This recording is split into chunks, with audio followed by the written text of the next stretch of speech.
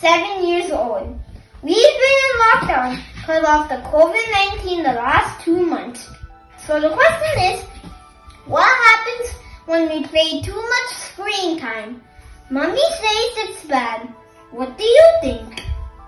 Hello Bhavesh, I absolutely second your mother in saying that excessive screen time is bad for children. But my question is it bad only for children? Is it not bad for the adults? It most certainly is bad for the adults as well. And what is normal and what is excess? I'll come to that later. Coming to the infants who are less than 1 year old, the amount of the screen time that they are allowed normally is 0 hours per day according to the Indian and American Academy of Pediatrics. That means while having their food, they are not supposed to watch rhymes. This is very bad to their bodies because they don't receive the satiety cues from their body. Their body usually tells, hey, you're already full, now you must stop eating your food. Their body gives them those cues, but they are distracted by the screen. They are watching Vincy Spider, and then they don't listen to these cues from their body.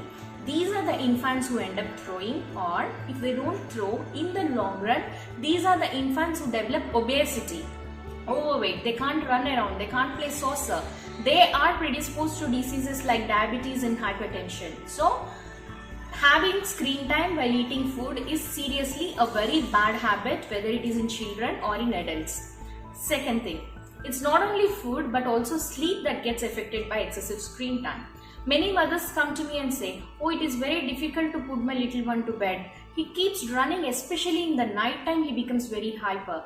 That is because the sleep hormone from the brain called melatonin is not very nicely being released in these children, because the sleep hormone usually gets released in response to the darkness. If I may have to give you an example, how do the birds know that they have to go home when it is dark? Because that particular hormone from their brain tells them now is the time when you have to go back to your nest.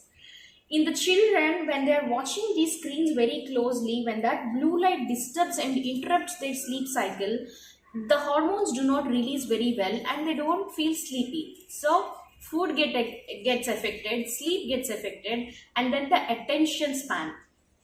Have you seen a child watching the same video continuously for a very long time? No. They skip to another rhyme. Even before that rhyme finishes, they skip to another rhyme. That means they do not have a very good attention span. This goes a long way when they become school-going children. They don't have concentration capacity. They are extremely intelligent, but they don't sit in front of the book, because sitting in front of the book is very boring. It is the same white page always. The screen doesn't keep changing, red, white. Many colors do not keep changing. The words do not dance like they do on a screen.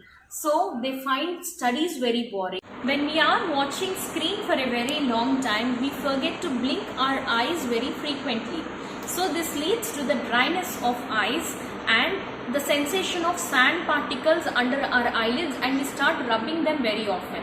When we are rubbing our eyes very often, we carry the infection that is there between our nails, under our nails to the eyes, and there are certain swellings on the lids called styes. These are very common in those who are excessively watching the screens.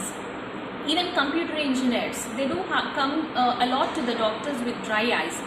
And then the excessive screen time also affects a portion of the brain called striatum, which is reduced in the thickness compared to those who are not addicted, and that affects the hearing.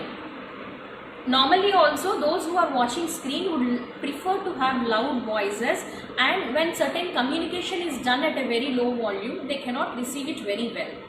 And then the most important thing is, even in infants, when they are watching the screen at a closer distance, the posture of the neck is so that it is slightly bent instead of being straight.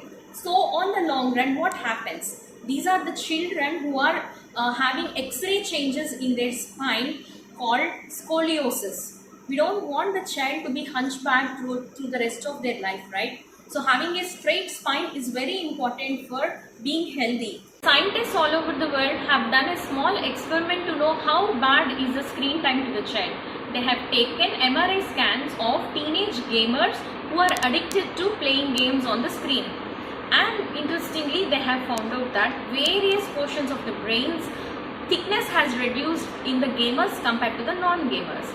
Coming to the portions like the front lobes called frontal lobes, these are the portions which are concerned with the planning, prioritization and sequencing of the events of a day. So we have a saucer match and then we have homework. What should we prioritize? We should prioritize our homework. These children failed to do so and it affected their scholastic activities.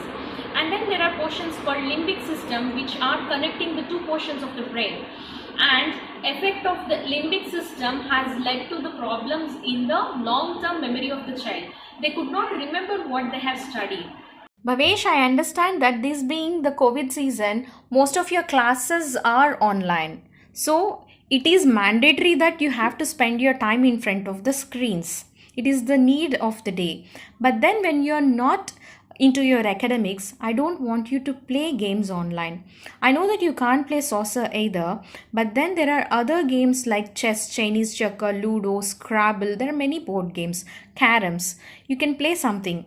And please have a diary and note down the number of hours that you are going online every single day. That will help you to cut down on the number of hours. All the best, Kanna.